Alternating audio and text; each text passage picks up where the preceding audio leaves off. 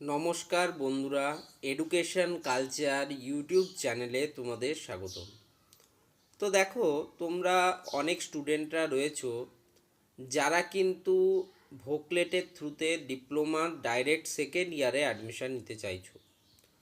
তো তোমাদের অনেকের মনে একটা প্রশ্ন বারবার ঘোরাফেরা করে যে দাদা, আপনি ডিপ্লোমার ফার্স্ট ইয়ার অ্যাডমিশান জেক্সপো নিয়ে এত কথা বলেন, কিন্তু ভোকলেট স্টুডেন্টদের নিয়ে আপনি কিন্তু ডিটেলসে কোনো কথা বলেন না। যেহেতু আমাদের সংখ্যা কম, তাই আপনি এ বিষয়ে ভিডিও বানান না।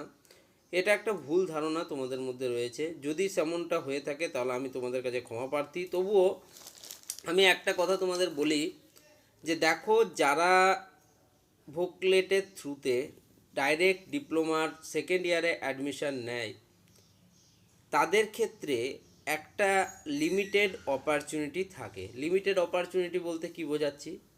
দেখো, কেউ যদি ডিপ্লোমার ফার্স্ট ইয়ারে অ্যাডমিশান নিতে চায়, তাহলে তাকে মাধ্যমিক পাসড আউট বা মাধ্যমিক সেই ইয়ারে অ্যাপিয়ারিং ক্যান্ডিডেট হতে পারে। যেমন ধরো 2025 সালের ক্ষেত্রে যারা 2024 বা তার আগে মাধ্যমিক পাস করেছে এবং যারা 2025 সালে এক্সামিনেশন দিচ্ছে, এমন স্টুডেন্টরা অ্যাপ্লিকেবল হয় তোমার ফার্স্ট ইয়ার অ্যাডমিশনের ক্ষেত্রে।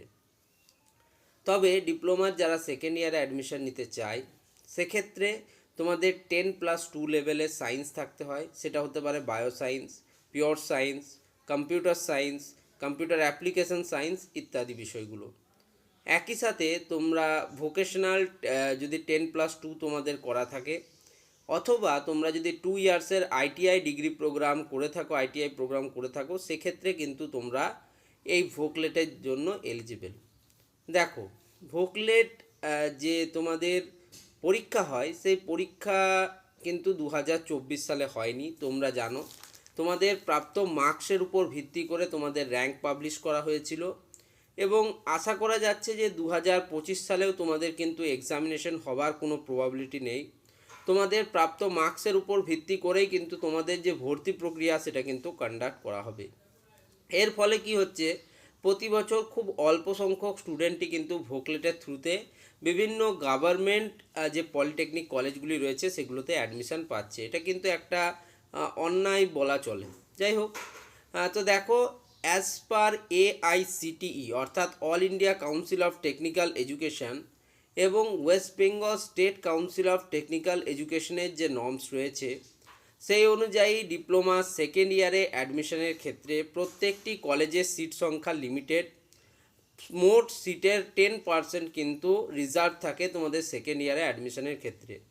ধরো, কোনো কলেজের ইলেকট্রিক্যাল ডিপার্টমেন্টে টোটাল সিট হচ্ছে, ইনটেক ক্যাপাসিটি হচ্ছে 60, তার 54 কিন্তু থাকে রিজার্ভ, মানে অন্যান্য স্টুডেন্টদের জন্য, এবং বাকি যে 6টা সিট সেটা থাকবে তোমাদের ভোকলেট ক্যান্ডিডেটদের জন্য। এবার ধরো, কোনো স্টুডেন্ট ডিপ্লোমার ফার্স্ট ইয়ারে পড়াকালীন তারা যদি ধরো ছেড়ে দিল, কলেজ ছেড়ে দিল, সেক্ষেত্রে যে সিটগুলো সেকেন্ড ইয়ারে ভ্যাকেন্ট থাকে, সেই সিটগুলো পূরণ করার জন্য কিন্তু তোমাদের সুযোগ দেওয়া হয়। অর্থাৎ মোটামুটিভাবে তোমরা ধরে নিতে পারো যে যদি কোনো কলেজের 60টা সিট থাকছে কোনো একটা ডিপার্টমেন্টে, ইলেকট্রিক্যাল, মেকানিক্যাল, সিভিল হোক, তাহলে সেক্ষেত্রে তোমাদের কাছে 6টা বা খুব বেশি হলে 7টা, 8টা বা খুব খুব যদি রেয়ারেস্ট কেস হয় কিন্তু 10টা সিট তোমরা খালি পাবে।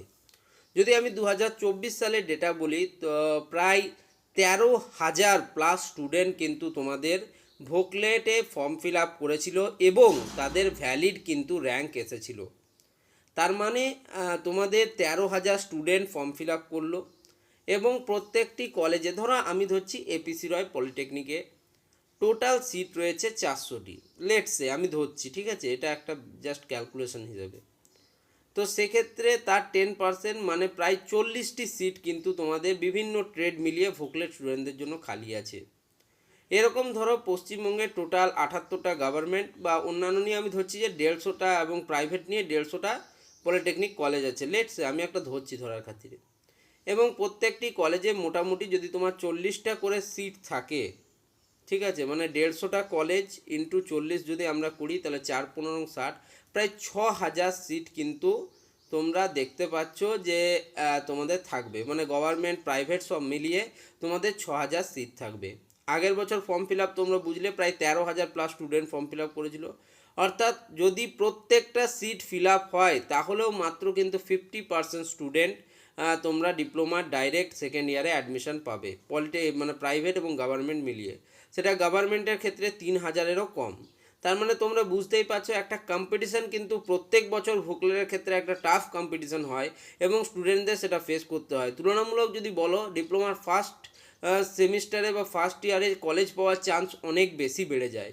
ঠিক আছে, তাই আমি দেখেছি অনেক স্টুডেন্ট কিন্তু ডিপ্লোমার ফার্স্ট ইয়ার থেকেই অ্যাডমিশন নেয়। ওকে, তো এই জিনিসটা আমি তোমাদের জানালাম। ওকে, এই জিনিসটা তোমাদের জানা প্রয়োজন ছিল। ওকে, আমি পুরো মানে তোমরা যদি বলো পুরো ডিটেলড অ্যানালিসিস আমি তৈরি করেছি। ওকে, তো কলেজগুলোতে সিট সংখ্যা যথেষ্টই কম থাকে। আর আরেকটা জিনিস কি হয়, ভোকেলের স্টুডেন্টদের যে প্রবলেমগুলো ফেস করতে হয় তার প্রথমেই প্রবলেমটি হচ্ছে তোমরা যতদিনে কলেজে অ্যাডমিশন নেবে ততদিনে যারা অলরেডি ফার্স্ট ইয়ার থেকে অ্যাডমিশন নিয়ে আসছে তাদের কিন্তু প্রিপারেশন অনেকটা এগিয়ে যায়, ফলে থার্ড সেমিস্টারটা কিন্তু মোস্ট প্রবলেমেটিক সিচুয়েশন তৈরি হয় যারা ভোকলেটের থ্রুতে অ্যাডমিশন নেয়। তবে আমরা জানি যে প্রত্যেকটা জিনিসই ওভারকাম করবে। এখন থেকে অত কিছু না ভাবলেও আমি বলবো যে তোমাদের যে রেজিস্ট্রেশন প্রক্রিয়া সেটা কিন্তু কমন অ্যাডমিশন পোর্টালে অলরেডি শুরু হয়ে গিয়েছে। সেখানে তোমরা নিজেদের রেজিস্টার করে রাখতে পারো। সেখানে কিন্তু এই মুহূর্তে কোনো রকম ফিস পেমেন্ট নেওয়া হচ্ছে না।